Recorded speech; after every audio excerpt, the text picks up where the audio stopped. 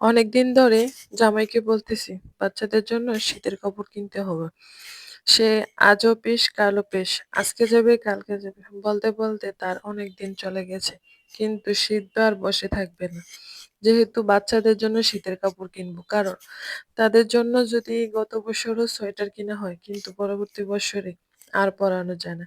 কারণ এটা প্রত্যেকটা মা বাবাই জানে, কারণ ছোট বাচ্চারা তাদের বলতি বয়স, তখন তাদের জন্য যখন সোয়েটার গুলো কেনা হয় পরবর্তী বছরে পরাইতে গেলে এগুলো তাদের গায়ে লাগে না। তো সেরকম আমার ছেলে মেয়েদের সোয়েটার গুলো এমন হয়ে গেছে, যখন এগুলো আমি বের করে ওদের গায়ে দিতে গিয়ে দেখি সবগুলা সোয়েটারে ছোট হয়ে গেছে। হয়তো দুই একটা বাসায় পরানো যাবে, কিন্তু যখন ওদেরকে নিয়ে স্কুলে যাব, বাইরে যাব বা কোথাও যাব, তখন আর এগুলা তাদেরকে পরানো যাবে না।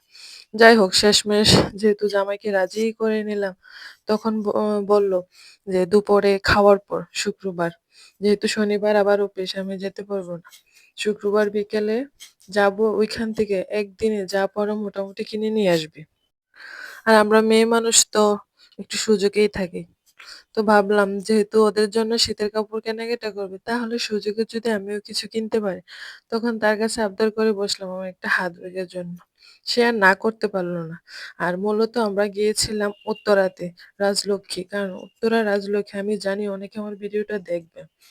তাদেরকে বলছি, আপনারা যদি বাচ্চাদের হোক আর বড়দের হোক এক্সপোর্ট ভালো কোয়ালিটির সোয়েটার এগুলা কিনতে চান, তাহলে রাজলক্ষ্মীতে যাবেন।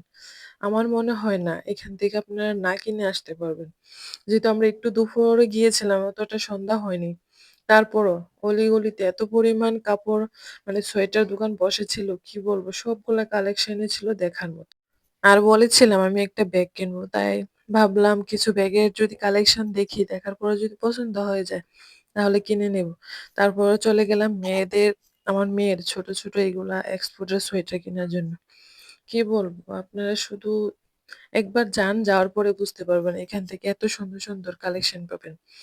তো নিয়ে নিলাম মেয়ের জন্য। তারপরে রাজলক্ষ্মীর ভিতরে চলে গেলাম। এখান থেকে ছেলের জন্য সোয়েটার, ট্রাউজার, জ্যাকেট এগুলো দেখে নিলাম। মূলত আপনারা যদি ওইখানে যান, একটু সময় নিয়ে যাবেন, তাহলে দেখে শুনে ভালো, একদম ভালো এক্সপোর্টের কাপড়গুলা কিনতে পারবেন।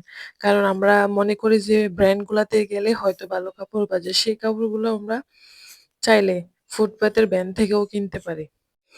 তো বাচ্চাদের জন্য কেনাকাটা করলো এপাশে, তো আমি একটু জুতার কালেকশনটাও ভিডিও করে নিলাম। তো ছেলের খিদে লেগে গেল, তারপর ছেলে খেলো। মানে এক কথায় কি বলবো, গিয়েছিলাম সেই দুপুরে খাওয়ার পর, কিন্তু ঘুরতে, ঘুরতে দেখা গেল যে প্রায় রাত্রিই হয়ে গেছে। এই যে দেখুন কি পরিমাণ লোকজন হয় এইখানে। অনেক, অনেক।